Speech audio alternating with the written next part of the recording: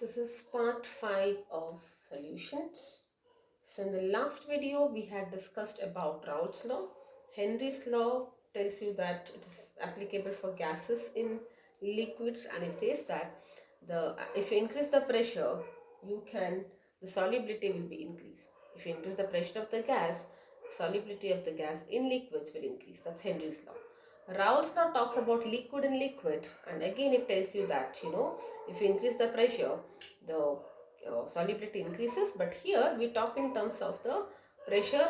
The proportionality constant is P1 naught, which is the pressure if only that pure solvent was there. Okay, so having understood that, let's now quickly do a question before we move into vapor pressure of solutions of solids and liquids. Right, so let's understand that. Yes, so quickly let's do a question. The vapor pressure of pure liquid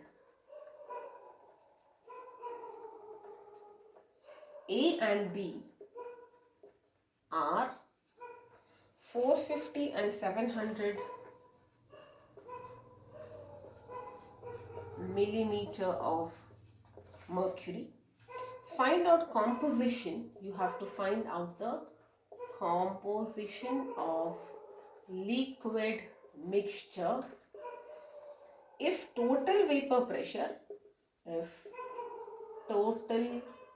pressure is 600 millimeters of mercury. Also find its components of vapor phase.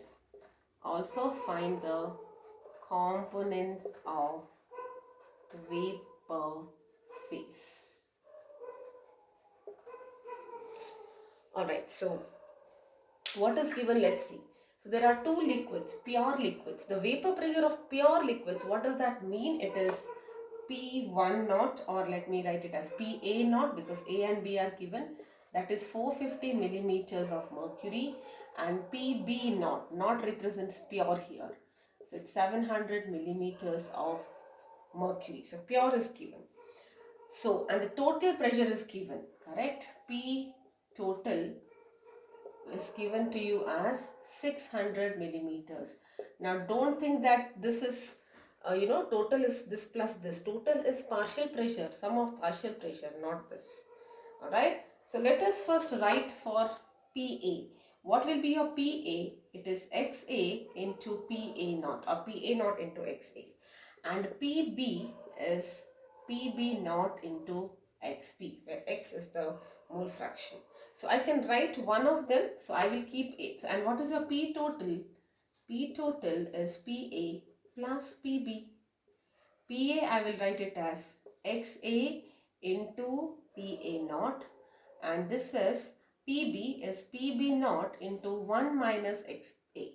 So I will write this as 1 minus XA because I will get it in one variable, and I already know the total pressure, that is 600, which means that 600 is equal to I will just substitute this. Maybe I can take I'll take XA into what is PA naught, 450 plus 700 into 1 minus XA.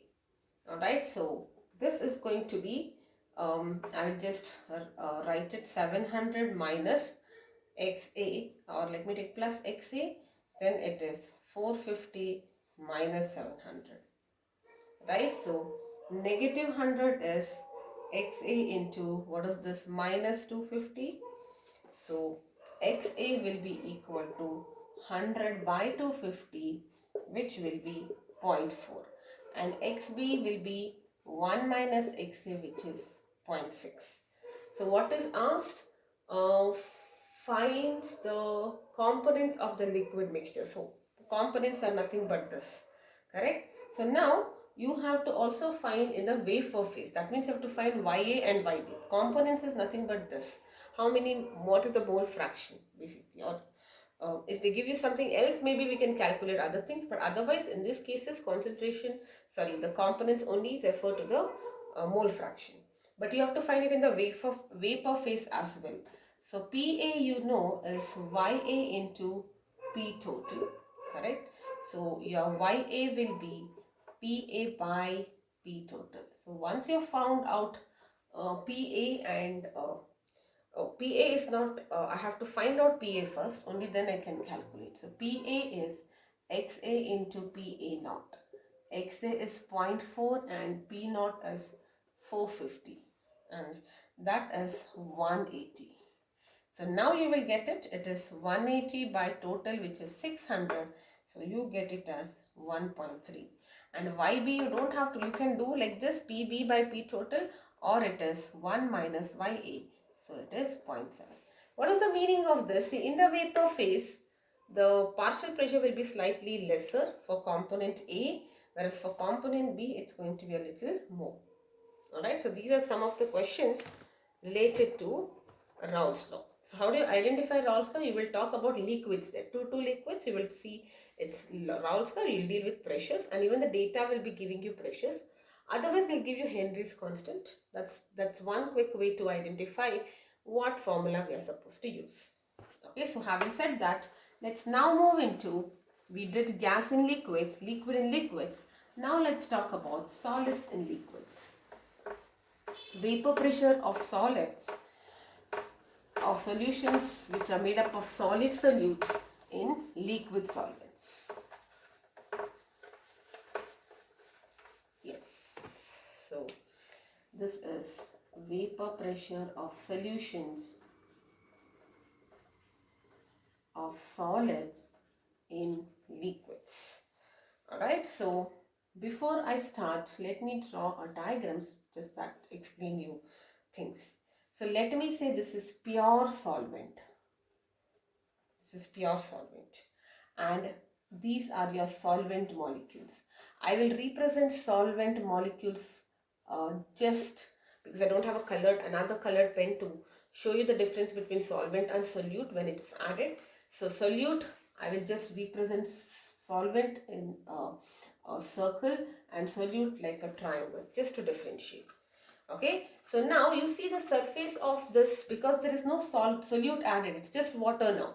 So it's only the water molecules, and they can easily convert into vapors. Okay, that is, and create vapor pressure.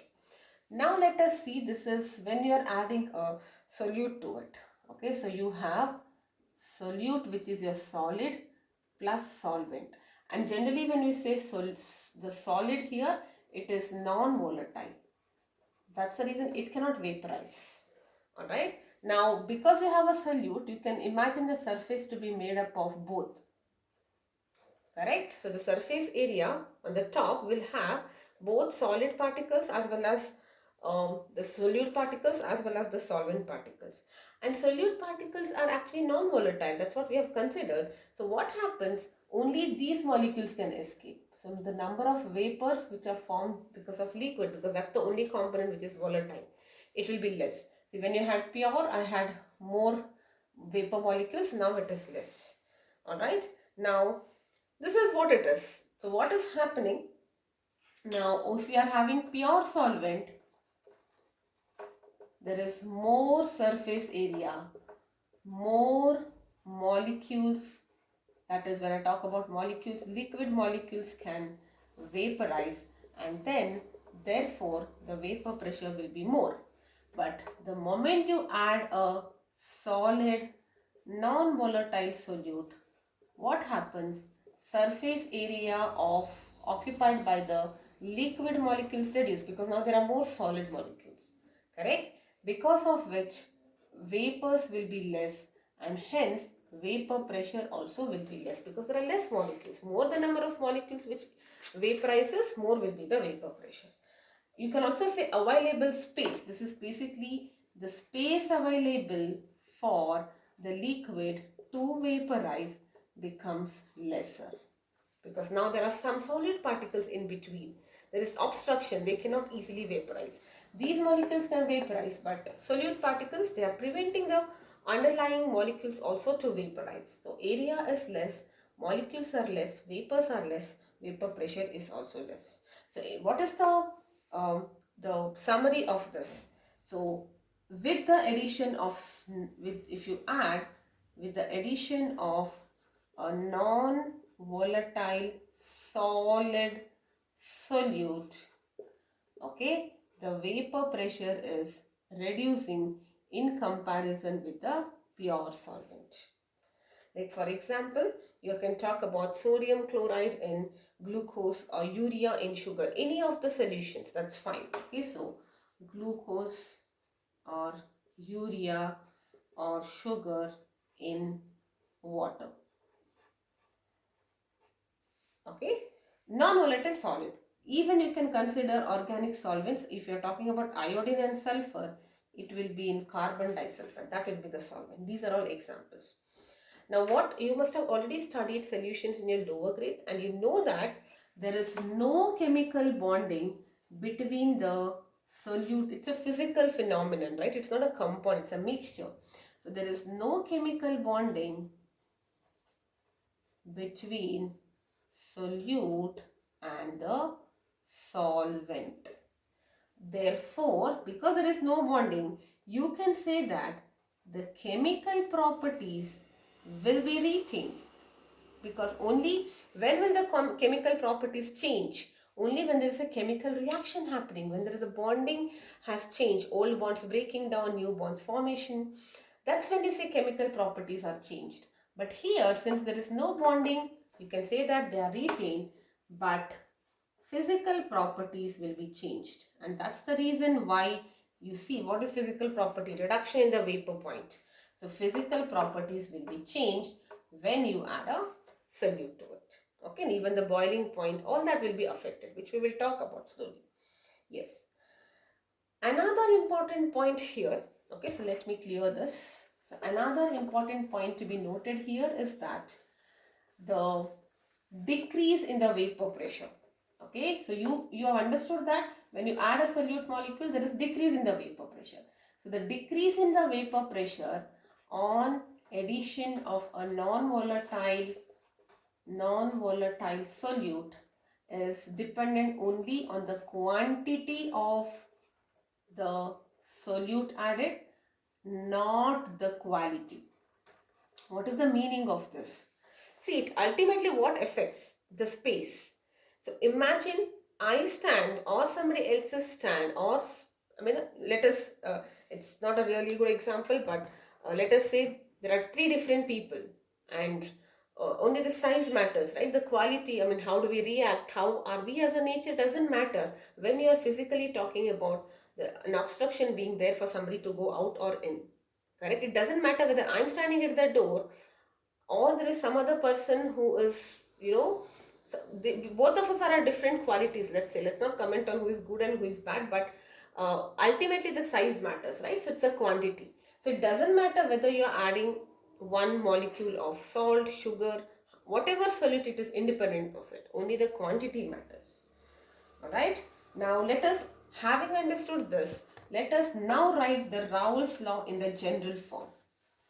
Okay, that is before, see, we did Raoult's law when you had liquid in liquid, and that graph, you remember, that graph which is moving like this, that's what we understood. Now we will understand for the same Raoult's law wherein we are plotting vapor pressure versus temperature. The graph looks something like this. See, what is this meaning? Now here we will say, P1 is proportional to x1 and P1 is P1 naught times x1. At time is equal to 0, you say that x is also 0. Why? Because initially there is no solvent, there is only solute. So we are taking x1 as the solute. Correct? So because now we are talking about solids and liquids, correct? So temperature, when the time is 0, I should not have to mention about time here, yes.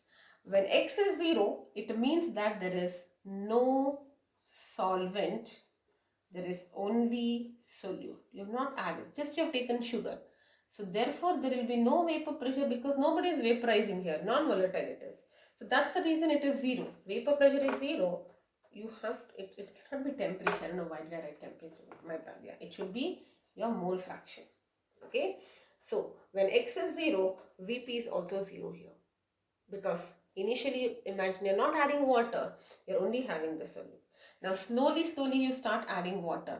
As and when you add water, what happens? The the concentration of the solvent builds up, and solvent is volatile, correct? So vapor pressure also slowly builds up. That's the reason you have this, correct? And let us say this is x is equal to 1 mole fraction. We are talking mole fraction 1. What is the meaning of that?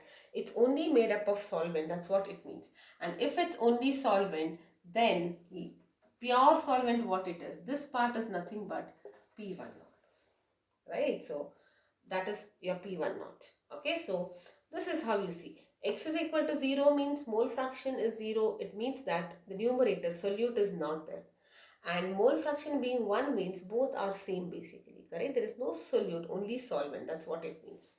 The graph looks something like this.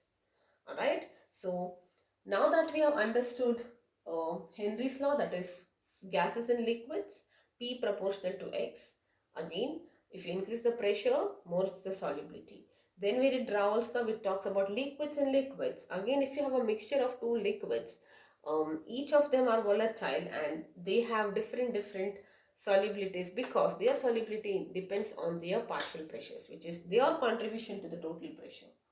Okay, and that naught is the constant here, which tells you the pressure of the pure liquid before mixing.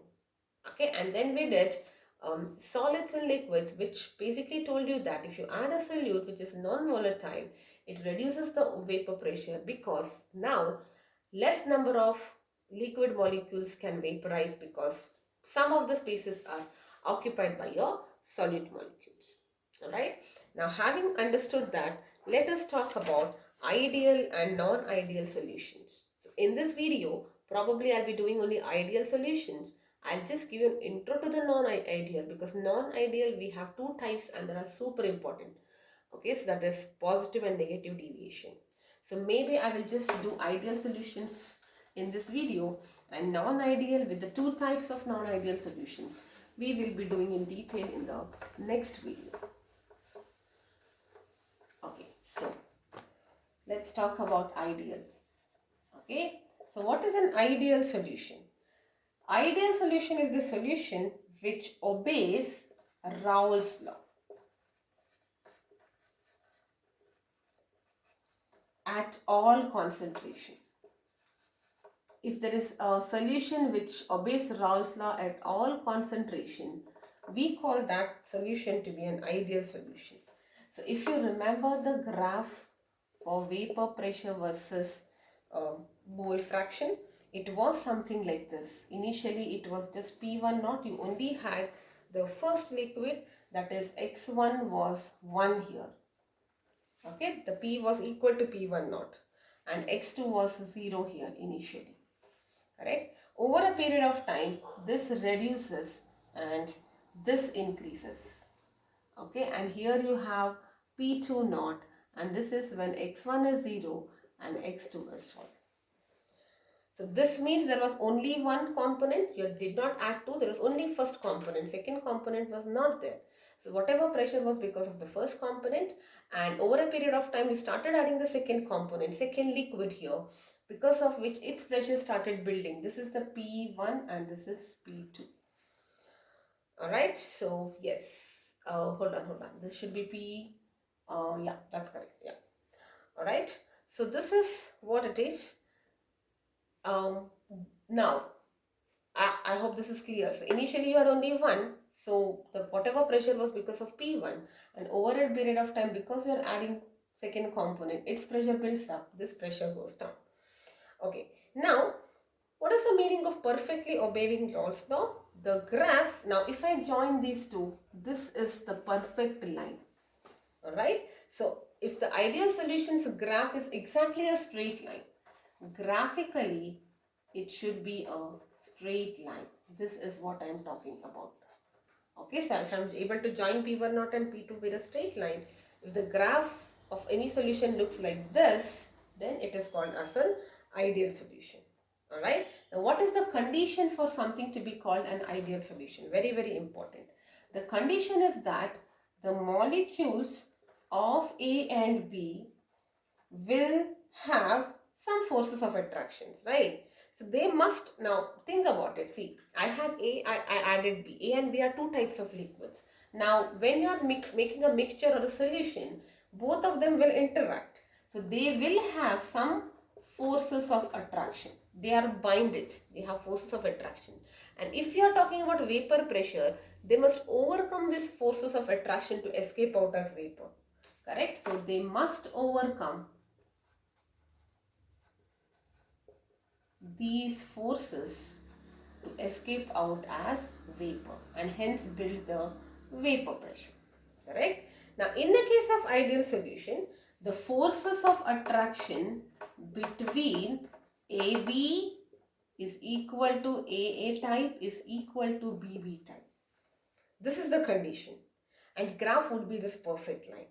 And in this case, your delta mixture, that is the enthalpy of mixture, and the this will also be 0. Volume will also be 0. There will be no change in the volume. Delta it is.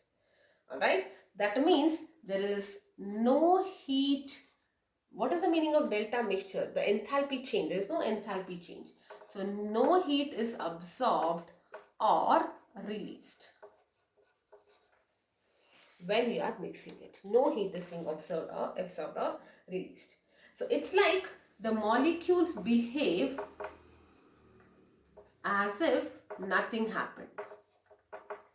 However, it was earlier before mixing. It is the same thing. A new person coming is not having any impact on me. Alright, and this is the condition. Because see, I have the same bonding between, let us say, AA is one family and BB is one family. Okay, the bonding between AA is very good. BB is also very good. Now, if A is going to the B's house, they also have the same bonding. It's like if I go to some other places, I have the same kind of bond between those members or the members of the new house or your house for that matter. Okay, the bond I have with people around me, I have the same bond between this. Then it is, for me, it doesn't matter, right? For me, I get a feeling that I'm at my home itself because we have the same kind of bond. So there is nothing given out extra because it's everything is as same as previous. So there is no heat liberated, no heat absorbed, and there is no change in the volume as well. What will be the examples? Examples are very, very important. Please remember that a mixture of N-hexane and N-heptane, and then bromoethane and chloroethane, and then benzene and toluene. Alright, so these are some of the examples you would probably need to remember, because there is no other way. You have to remember this, because when they can ask you, when we do ideal solutions also, you will, non-ideal solutions also, you'll be having a mixture, you'll be having so many examples. Here also you are having so many examples. Okay, so N-hexane, N-heptane, bromoethane and chloroethane, benzene and toluene, they are the ones which fall into this category. Yes, all right, so that's about ideal solutions. Okay, now when I say non-ideal solutions, the only thing is the graph will be, of course, the forces of attractions are not equal. So it's like if I go to some other's home, I don't feel the same kind of I don't feel the same the way I was if I was at home. I mean, the bonding with my family members and the bonding I have there is different. Maybe I might have a very good bonding, better than my family members, or maybe lesser than my family members. Alright, there are two options, that's why. So the graph can go above it or it can go below it.